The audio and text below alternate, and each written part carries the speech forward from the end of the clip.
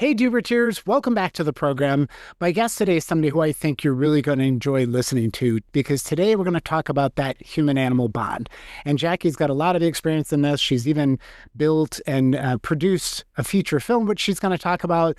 And she's just got an amazing story that I think you're really going to connect with. So, Jackie, welcome to the show.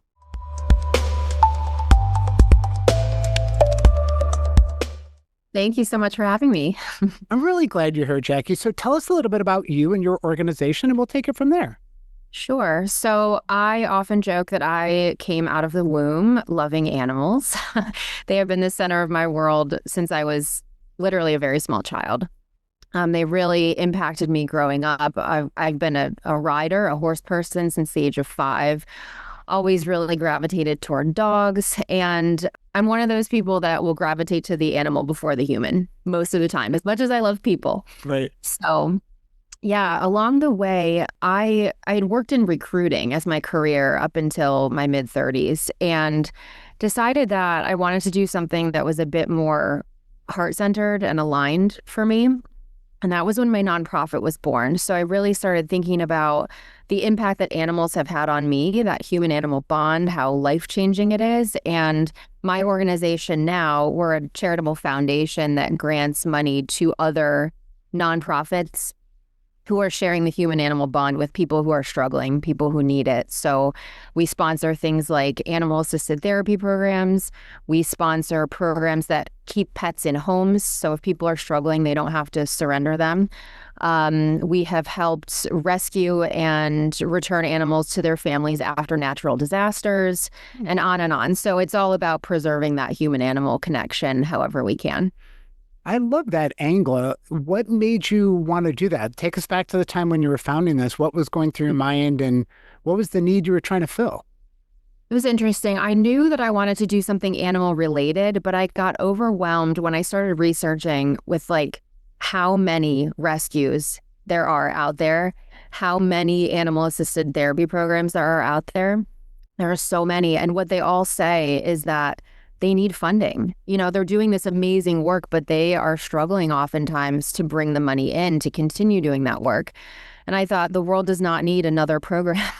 Sure. The world needs funding flowing to the existing programs that are doing a great job. And so I felt like that was the hole that needed to be filled.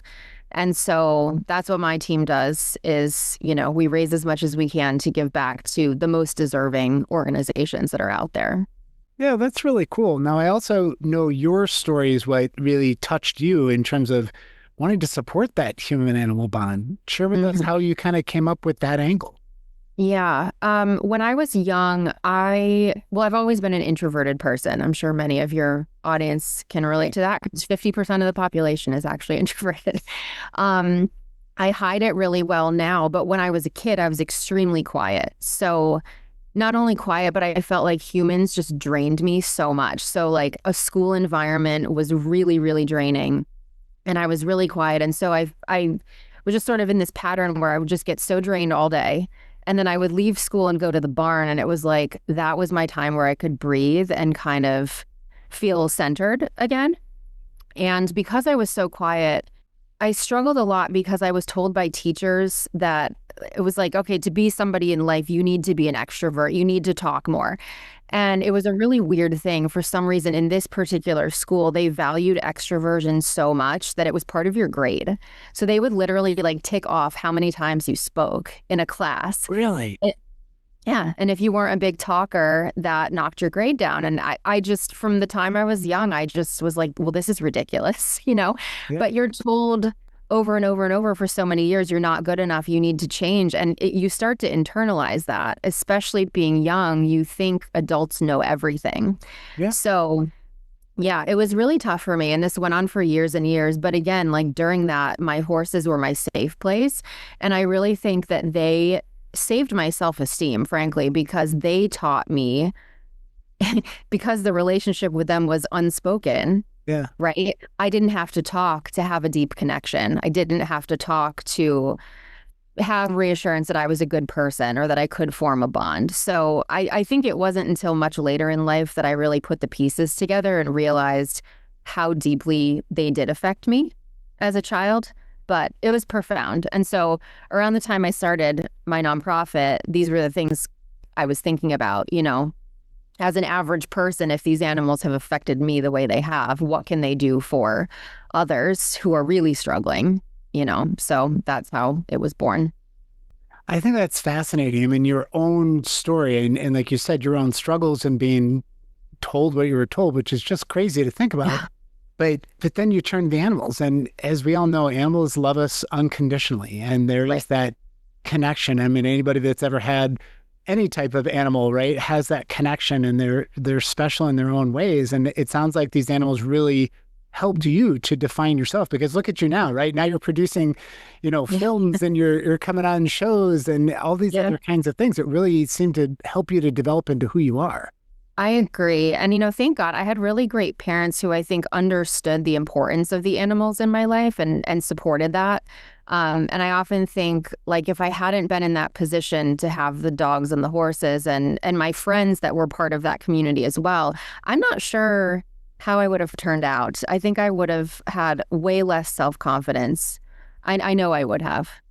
I guess I'm saying this to say that anybody listening, if you've got children and they gravitate to animals, like, you may not even understand like how or why it's super important, but it is important. So to support that is a positive thing. Yeah. I mean, I'm sure, like a lot of people, I talk to my animals and tell them all my issues, and they just kind of look at me and nuzzle in or give me a lick, and, and then everything's okay.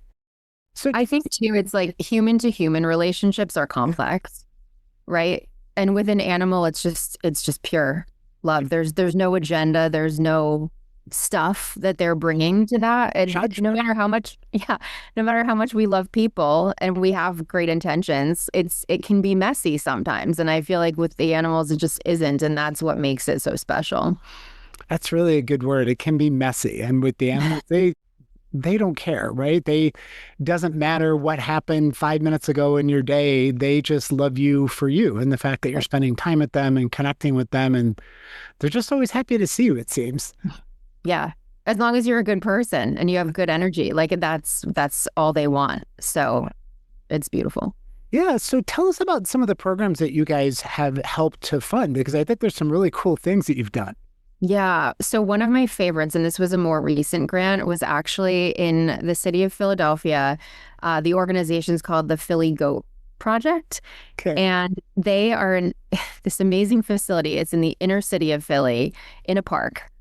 But they have this goat farm, and they bring people to the goat farm. Teenagers, one of the programs is for teenagers. They teach leadership and life skills and different things using goats. And when I went there, I asked, like, why goats of all things? Because everybody's heard, the dog therapy, the equine therapy, all the normal things. And they said for these inner city children, they often have negative associations with dogs. Because growing up in the neighborhoods they grew up in, they're used to aggressive dogs. Maybe they've never had a pet. It's not a positive association the way that you or I might have grown up. So with a goat, it's a total blank slate. And I just found that fascinating. So that's why they landed on that animal. And it's amazing what they do. They also use the goats for people that have different disabilities. They come in, and so they can physically like touch the goats, and it helps with movement and all kinds of different things. So I just love that program because it's a little outside the box, and it's super well run and just incredible. Yeah, that's got to bring you such joy to know that you can help, right? You can pass along funding that you guys have worked hard to get, but like you said, it's going to a well-run program, and you know that it's having a huge impact on people and the connection with animals. For sure. And we vet all of these organizations so thoroughly. Like, we get a ton of applications for funding. It's a very long process, thorough process. To get funding with us, but we always do a site visit. There's all these steps. And so by the time we get to the point where we're giving money out, we have every confidence in that organization. So we take that really seriously. Yeah. Now, I know one of the things that you've been working really hard on is a feature film. So talk to us more about how that came about. I'm so excited about this. So outside of the philanthropy, I just kept thinking, like, what more can I do on a grander scale? More just to get the idea out there about the human animal bond and why it's so important. And then one day I was just like, all right, what about a film? That sounds really cool, right? I have no background in filmmaking. I had no idea. I was just going to ask you, you've done this before. No, let's no just idea. film. No idea. But like, I'm a manifester, right? You have to just think about the goal. And so as fate would have it, I started just talking to people that were kind of on the fringe of that industry, thinking somebody's got to know somebody that can help me with this. And I was introduced to someone named Don Hardy. He's a professional director. He's an absolutely amazing documentary filmmaker. We got connected, and it turned out he's a huge animal lover. And so we created a partnership together, and he is the director, and then me as the creator / executive producer. And we made this film, and essentially it profiles 3 stories of people whose lives were either saved or changed through a relationship with an animal. And we have a dog story, a horse story, and actually an exotic animal story. Okay. So there's a mix. And then we've also woven in some expert testimony as well. We had a veterinarian, we had an educator. I spoke a little bit as well. So it's a really, really beautiful, emotional, but also uplifting piece that we're really proud of. So it just premiered in March, and we're doing other screenings around the country. Very excited to get it in front of more people. Yeah, that must have been really cool to just, I mean, I'm guessing it was a lot of work, probably a couple of years of work to get this built and edited and all those things. We somehow got it done in like 7 or 8 months. Wow. Yeah. That's really impressive. So the team was incredible, but what also sped it up was that the 3 people and the experts that we put in were all people from my network, and 2 of them happened to live in Florida, and then a couple others that were nearby. So we were able to really cut down on the number of days of shooting. Okay. And the number of trips we had to take. So that really helped a lot. But yeah, the team really killed it. They were incredible. So That's really cool. So what's the goal of the film? What do you hope people take away from this? I think just awareness, a couple of things. I think for people who already believe in the human-animal bond, I hope it's validating for them. I think that sometimes we have these incredible relationships with these beings, but like it's almost taboo to talk about it or talk about how deeply we connect, right? Like I had a friend joke one time. She's like, my dog died and my grandma died, and like I felt worse or just as bad like when the dog died. And it's like, but it's like taboo to say that. But I think many of us have kind of been there or can relate to that. So, emotional proximity is emotional proximity, and we shouldn't feel bad for having these amazing, loving connections, right? So I hope it's validating. Yeah. And then for those who, don't really maybe have never experienced the human animal bond, I hope it's eye-opening for them. Maybe it inspires them to foster or adopt or at least be more supportive of other people in their lives, that do depend on this bond or that do, need it. So maybe they'll go and make a donation. Who knows? But I just think we need more support in general in our world for the bond. I like that because I've always said, I mean, these are living sentient beings, just because they may not speak the same language as us. That's why I like the title. Tell us about how you came up with the title. Yeah, I mean, it was interesting as we were interviewing all the subjects in the film, this theme kept coming up, and they would say it in different ways, but essentially it was the same message that part of the power in the bond is the fact that it's silent. Like we don't share the same language, but we get to this incredible deep place with them without actually speaking, which is amazing when you think about it. Yeah. So that's kind of how we landed on the title. Like that unspoken bond is really at the core of what makes it so remarkable.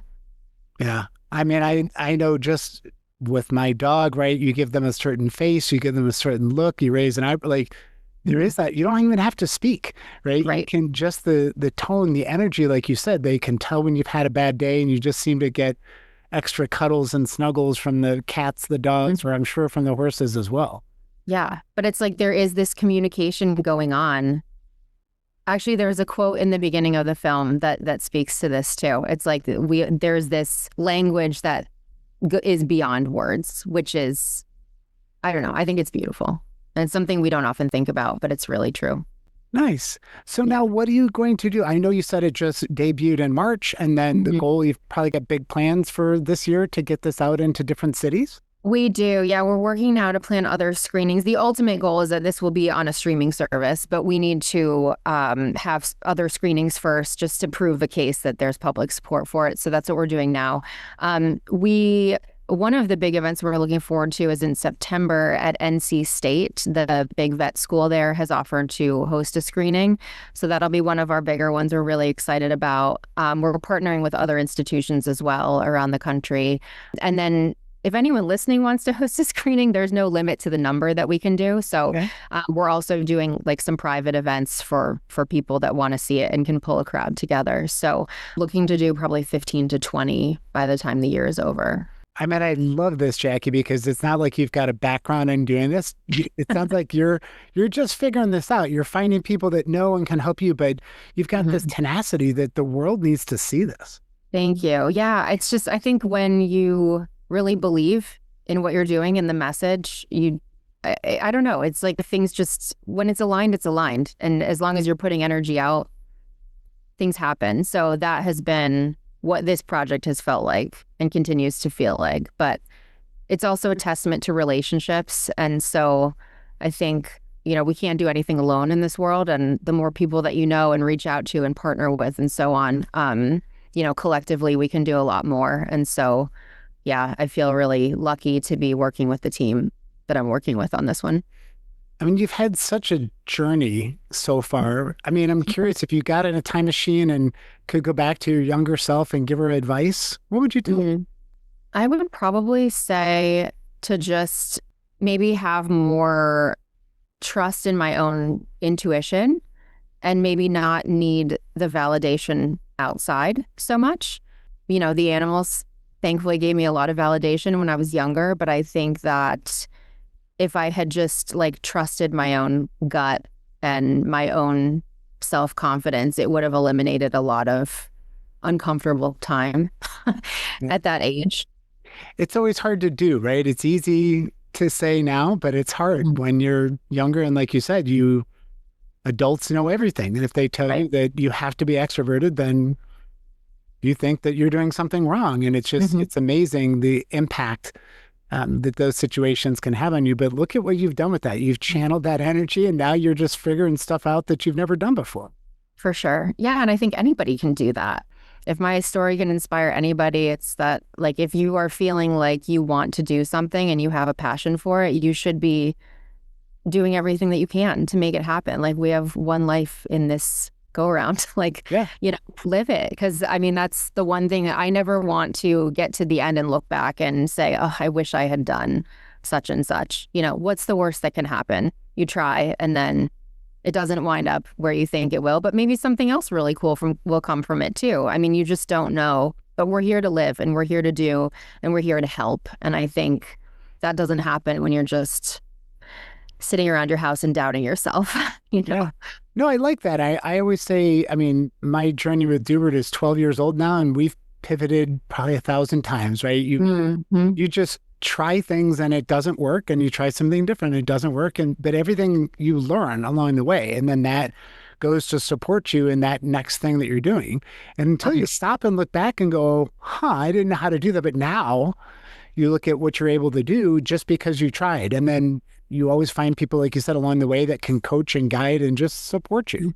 Totally. Yeah. I mean, the path for the vast majority of people is not linear. Right. And I don't know if this is everyone, but when I was young, I felt like there was this pressure to have this linear path. There was honor in that or something. I don't know. And then you get older and you realize, okay, how many people really have a linear path? It's almost no one. Yeah. And being able to live and pivot and learn, like you said, as you go, I think that's beautiful. And that's the journey. So, yeah.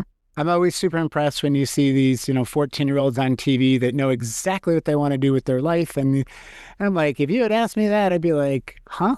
Yeah. I have no idea. Right. Well, and it's I admire the confidence, but also they might be wrong. You know what I mean?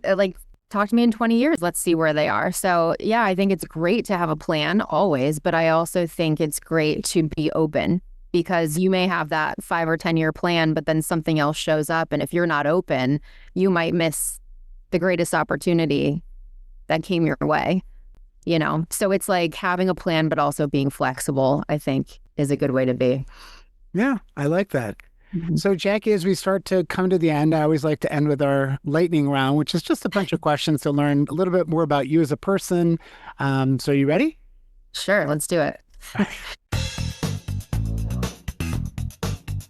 They're easy questions, I promise. So, are you more of an early bird or a late night owl? I can be both. The older I'm getting, I'm more early, I would say. I like being up early. My phone is not ringing. I feel a little more productive early. Yeah, some quiet time, get to spend maybe with the animals and just Yes. chill in the peace. Yes, Mhm. definitely. I Yep. like that. What do you like to do after a hard day to decompress? Well, I live in Florida and I love the weather here. So oftentimes, like when the sun is down and we can be outside, I love spending time in the yard with the dogs. They have like a sun shelf in the pool that's shallow. So they like to just hang out and, play in the water, Yeah, listen to the birds. It's like my zen at the end of the day. So that's one of my favorite things, special I time with love them. that. That sounds so peaceful and nice. Yeah. So, I mean, you mentioned obviously you have dogs. If your dogs were writing a Yelp review about you as a pet, right? How many stars do you think you'd get? Oh my gosh, I am quite confident it would be 5 stars. I am obsessed with my dogs. Okay, so they're living the life. Oh my gosh, they're living the life. But I mean, truly, it's almost embarrassing. Like they are my priority all the time. I have guilt about traveling too much because I don't like to be away from them. I just love them. I'm a bulldog person, so I have 2 bulldogs, and they're just the best. That's awesome. Yeah, Yeah, see, you've got the bond. Like you're emoting this right through your own pets. I love that. yeah, And they're my world. I'm glad they would give you 5 stars. I think mine would be 4 because I think there's some nitpicking things that they'd have to say Oh, really? and to have comments. Yeah, Yeah, wouldn't that be so funny? I always think too, like if they could like text us or talk or whatever, it's like, what would they say? But yeah. my dogs are very happy. Stop dancing naked in front of me. Right. The things that we do with our pets. Right. So, Jackie, my last question for you is, what do you want your legacy to be? Oh, wow. I would love to be remembered for someone who was an advocate for the human animal bond. Just raising awareness for how important it is, helping people to experience it who otherwise may not have. It's my biggest belief, just how life-changing that connection is. So, yeah, I want to be remembered as an advocate, but I also want to touch as many lives as possible by helping them experience what animals can do. I love that. And I am really glad you came on and shared your story. I'm really super excited for what you're going to do with the movie and just see where this thing goes. Thank you. Yeah, we're super excited. Thank you Appreciate so it. much, Jackie, for coming on. I appreciate you. Thank you.